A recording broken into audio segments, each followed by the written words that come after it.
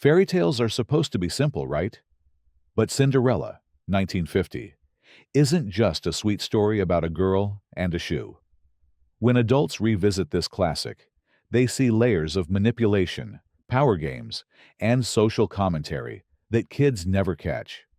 It's less about magic pumpkins and more about real-world psychology, class divides, and survival. So, what secrets are hiding in the shadows of Disney's most polished fairy tale? Let's pull back the curtain. Lady Tremaine's chilling control. Children see Lady Tremaine as the evil stepmother. Adults see a master manipulator. Notice how she never yells or throws fits like her daughters. Instead, her power lies in silence, timing, and psychological pressure. When she pauses, narrows her eyes, and finally delivers an order, it cuts deeper than any scream. That quiet menace is how real control works. It doesn't always need volume. The brilliance of her character design also hits different when you're older. She's always framed in shadows, her cat lounging like a sidekick, her hair pulled into a style that screams superiority. She doesn't need to physically punish Cinderella. She dismantles her with words and subtle intimidation. This portrayal reflects something adults know too well. Power isn't always loud. It's strategic. Lady Tremaine is less a cartoon villain and more a chilling example of emotional abuse cloaked in refinement. As an adult, you don't just hate her, you recognize her tactics. And that's what makes her terrifying. Cinderella's economic trap. As a kid, you wonder why Cinderella doesn't just leave. As an adult, the answer is obvious: money. She has no income, no inheritance, no safety net. Her entire existence is bound by the property that legally belongs to her stepfamily. This isn't just a fairy tale problem. It's a reflection of real social structures in the 1950s. Women often couldn't secure work or property without male guardianship. Cinderella isn't choosing to scrub floors. She's stuck in a system where leaving means homelessness, or worse. The movie quietly acknowledges this dependency. She's literally clothed in scraps, reliant on animal friends for support, and locked away when she dares to step out of line. Adults pick up on the darker truth. She's less a maid by choice, and more an indentured servant. The fairy tale gloss hides it, but beneath the glitter, this is a story about economic imprisonment. The household hierarchy hits different. As a child, the scenes of Cinderella sweeping floors and serving food just look like chores. Adults, however, recognize the setup of a servant economy. The stepsisters live in luxury, lounging, practicing music badly, and demanding attention, while Cinderella does all the labor without pay. This isn't just sibling bullying. It's a clear hierarchy based on exploitation. Cinderella represents the working class, while her step-family plays the entitled elite. The power imbalance mirrors real-world class systems that Disney audiences of 1950 would have instantly understood. And here's the kicker. The film doesn't show her step-family paying for her labor. They eat, sleep, and dress while she works herself to exhaustion. Sound familiar? It's the same kind of labor imbalance adults see everywhere, where one group benefits while another is drained dry. Cinderella's house is less a home and more a miniature economy of oppression. Gaslighting, 1950s style. When Lady Tremaine tells Cinderella she's lucky to live under her roof, adults instantly recognize the manipulation. That's classic gaslighting, convincing someone they should be grateful for mistreatment. Every time Cinderella dreams of a better life, her stepmother reframes it as unrealistic or selfish. She twists kindness into obligation, making Cinderella believe she owes endless labor in exchange for mere survival. Kids see cruelty. Adults see psychological warfare. Even the way the stepmother delays permission, like letting Cinderella prepare for the ball only to sabotage her at the last minute, is manipulation at its finest. It builds false hope just to crush it. Adults have seen this move before in toxic workplaces, relationships, and family dynamics. That's why the abuse in Cinderella resonates with adults. It's not about broomsticks and chores. It's about the slow erosion of someone's spirit until they accept less than they deserve. Narcissistic family patterns. The stepsisters are more than just bratty. They're textbook narcissistic siblings, always competing for attention, ridiculing others, and desperate to prove superiority. They embody the chaos of a dysfunctional family. Adults recognize how Lady Tremaine enables this dynamic. She pits the sisters against Cinderella, rewarding cruelty and punishing kindness. This creates an environment where love is conditional, and status within the family comes from how well you humiliate someone else. It's a cycle adults know too well. The narcissistic parent who thrives on control, the golden children who get away with everything, and the scapegoat who bears all the blame. Cinderella is that scapegoat, enduring endless ridicule while her stepsisters fail upward. When kids laugh at the stepsisters' terrible singing, adults notice the bigger picture. It's not just comic relief.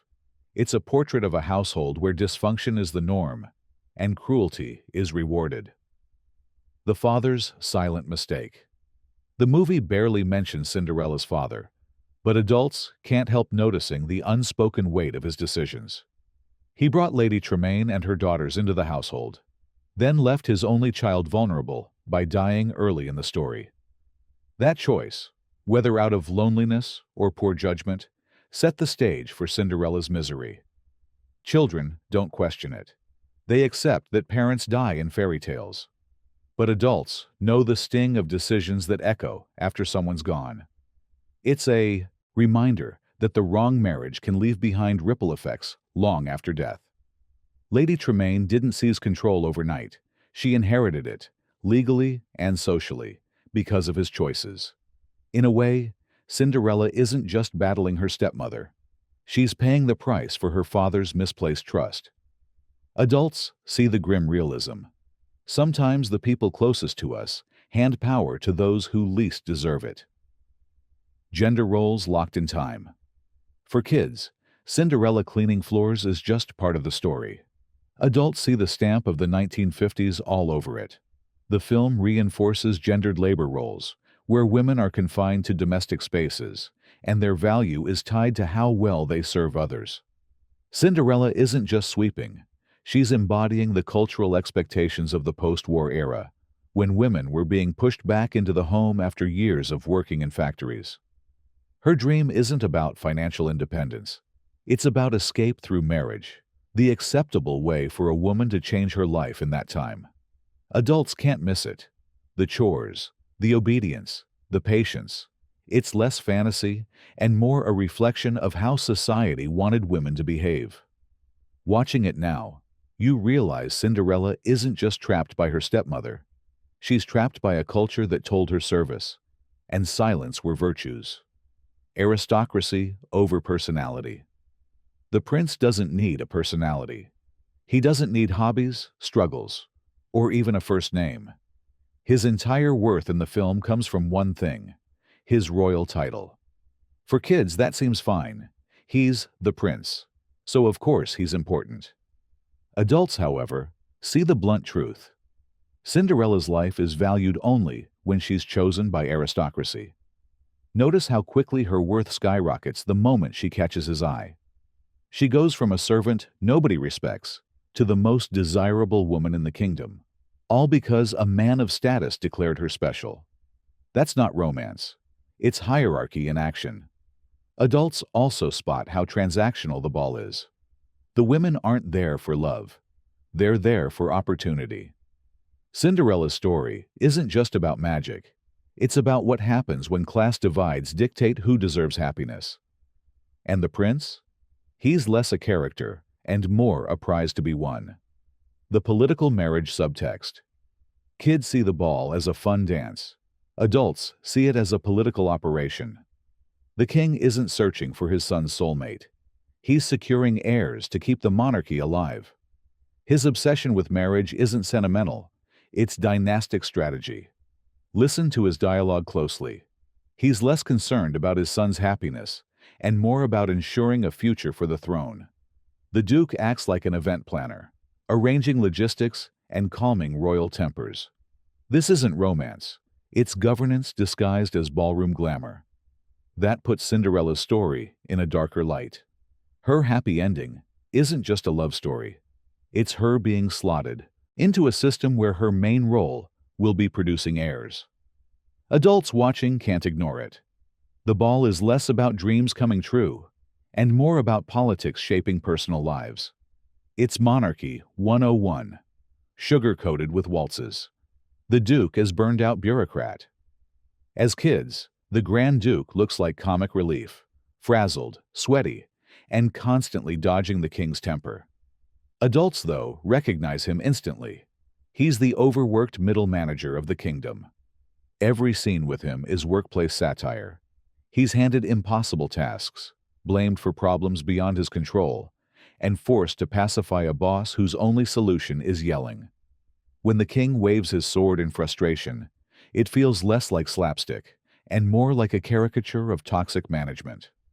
The Duke's exhaustion, his rolling eyes, even his headache rubbing, it's the grind of bureaucracy played out in fairy tale form. He's stuck in a system where he does all the labor, gets none of the credit, and risks punishment for failure. Adults see their own jobs in his misery. Suddenly, his frantic attempts to get the slipper on someone's foot feel less funny and more painfully relatable. The dark undertone of locking doors. For kids, Lady Tremaine shutting Cinderella in her room is just a mean move. But adults see something much darker: unlawful imprisonment. The way she calmly turns the key, trapping Cinderella while the chance of freedom literally walks by, is chilling. It's not just punishment, it's control through confinement. Adults recognize this as a classic abuse tactic, cutting someone off from opportunity, isolating them so completely that their choices vanish. And it's framed with eerie precision. The door lock clicks, the shadows stretch, and suddenly, the film isn't a fantasy at all. It's a suspense thriller. What makes it worse is how casual the stepmother is about it. No rage, no big speech, just cold efficiency. She doesn't need violence. She knows removing Cinderella's agency is the cruelest move of all. Adults watching now see it less as keeping her busy, and more as the ultimate violation of freedom. The toll of isolation. As a kid, you think Cinderella talking to mice is cute. As an adult, you realize it's heartbreaking. Those conversations aren't just playful, they're survival mechanisms for someone trapped in loneliness. Psychologists call this coping through companion figures. When real human connection is denied, the mind finds substitutes. Cinderella's friendships with animals fill the emotional gap left by her family's cruelty. Adults recognize how much isolation she endures, and suddenly those cheerful little songs feel like cries for comfort. It's also a subtle commentary on neglect. The stepmother and stepsisters don't just overwork her, they erase her as a person. Talking to animals becomes her only outlet. Kids see fun, but adults see a girl finding scraps of connection in a world that refuses to acknowledge her existence. That isn't whimsy, it's quiet tragedy. The absence of the church. Unlike many classic fairy tales, Disney's Cinderella has no priests, no chapel scenes, no blessing of the marriage. For kids, it doesn't matter. For adults, the absence jumps out. In a story about marriage, tradition, and destiny, there's not a single nod to faith or morality. Why? Because Disney made a deliberate choice: strip the story of religious influence and center it around monarchy and domestic ideals instead. The throne takes the role of judge and savior, not a higher power. That's why the king pushes the marriage so aggressively. He's the figure of authority, not a spiritual guide. Adults spot this instantly. Cinderella's salvation doesn't come through divine intervention. It comes through royal approval. It's a subtle but telling detail about the cultural priorities of 1950s Disney. Elevate the crown, skip the chapel, and package it as wholesome fantasy. The prince's silence. Ever notice how little the prince actually does? Kids don't care. He's handsome and dances well, but adults can't ignore the fact that he barely speaks. He has no major dialogue, no backstory, and no real agency. That's not by accident. The prince is deliberately framed as an object, not a character. His role is to stand there, look regal, and validate Cinderella's worth with a single choice. Adults realize the imbalance. Her entire life changes for a man who's essentially a blank slate. It also reveals the story's priorities. The film isn't interested in his feelings, his flaws, or even his name. He's less a person and more a prize. Adults recognize this as shallow storytelling, a romance where only one character is developed and the other exists purely as a symbol of rescue. The glass slipper as a status symbol. To children, the glass slipper is magic. To adults, it's a metaphor for class. Think about it. A fragile, impractical shoe becomes the marker of identity, proof of who belongs and who doesn't. That's not just fairy tale whimsy. That's luxury branding in disguise. Glass is rare, delicate, and untouchable. Nobody else in the kingdom could possibly own something like it. By making the slipper the test of identity, the film equates worth with exclusivity. You don't get chosen because of personality or deeds. You get chosen because you fit the impossible standard. And here's the kicker. The magic vanishes at midnight, but the slipper remains. Adults notice the plot hole, sure, but they also see the message. Wealth and privilege outlast the fantasy. The shoe isn't just glass, it's class. And in Cinderella, that's the ultimate key to freedom. The plot hole that everyone grows up to see. Kids never question it. Why does the magic vanish at midnight except for the slipper? Adults, though, spot it instantly. The pumpkin, the dress, the horses, all gone. But the slipper? That stays. Why? Because the story needs it to. It's the classic example of narrative convenience. Disney didn't bother to explain it because children wouldn't care. But adults know when a plot cheats. That slipper is less a magical leftover and more a screenwriter's shortcut. And yet, there's an interesting layer here. The slipper becomes the loophole that saves her, a reminder that even in the tightest systems, cracks appear. Adults might laugh at the inconsistency, but they also recognize the metaphor. Sometimes the smallest flaw in a rigid structure is what lets someone slip free. Women as rivals, not allies. The relationship between Cinderella and her stepfamily isn't just cruel, it's competitive. The stepsisters see Cinderella not as family, but as a threat. Every laugh, every insult, every snatch of fabric is about proving superiority. Adults recognize this dynamic. Patriarchal systems often pit women against each other, instead of letting them unite. Lady Tremaine engineers it perfectly, ensuring her daughters see Cinderella as an enemy instead of a sister. The ball isn't a celebration. It's a battlefield where women are measured by who can secure a man of status. For kids, it's funny when the stepsisters trip over themselves. For adults, it's depressing. The film reinforces the idea that women must claw at each other for scraps of attention, rather than build solidarity. It's not just ugly family drama. It's systemic competition, and it cuts deep. The king's cartoonish rage. Children laugh when the king waves his sword and shouts. Adults squirm a little. His temper isn't just slapstick, it's unhinged. He threatens violence at the drop of a hat, stomping around like a tyrant dressed in royal pajamas. It's funny until you realize he controls the kingdom. His decisions aren't guided by reason, but by impulse. When he screams about heads rolling, it lands as a joke for kids. Adults, though, hear echoes of absolute power gone unchecked. The king represents the monarchy at its most dangerous, entitled, impatient, and willing to threaten lives just to get his way. He's played for laughs, but adults can't miss the undertone. In any real court, a ruler like this wouldn't be comic relief. He'd be a nightmare.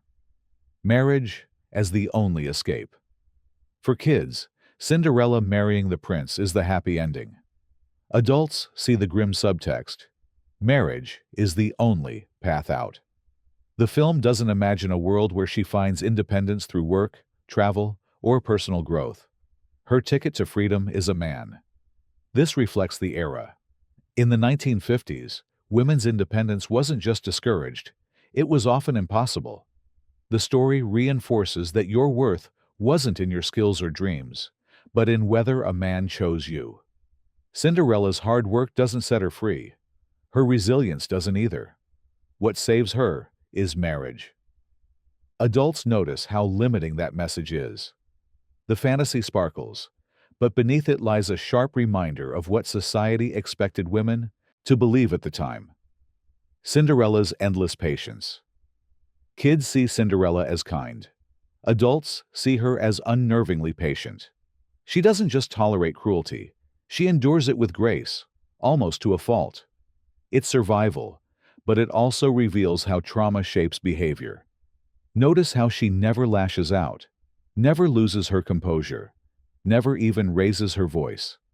That isn't just kindness, it's conditioning. She's learned that resistance only brings more punishment, so she adapts by staying serene. Adults recognize this not as fairy tale virtue, but as real psychological survival. It's admirable, yes, but also haunting. Children see sweetness. Adults see the resilience of someone who's been broken down and learned how to endure. Her patience isn't just magic. It's the scar tissue of abuse. The stepmother's sinister bedroom scene. Her first appearance isn't in a kitchen or at the ball. It's in her bedroom. Lady Tremaine is introduced lounging in shadow, stroking her cat, half hidden by dim light. Kids see a villain. Adults see an image loaded with menace. This introduction paints her as untouchable, powerful, and calculating. She's not running the house by chance. She's ruling from her private chamber like a monarch of her own domain. The cat on her lap, the stillness in her movements, the echoing voice. Every detail screams control. It's an adult-coded scene, one dripping with quiet menace. Unlike her daughters, who are loud and clumsy, Lady Tremaine exudes sophistication. Adults catch the deliberate framing. She's not just mean. She's a mastermind. The Duke as workplace comedy.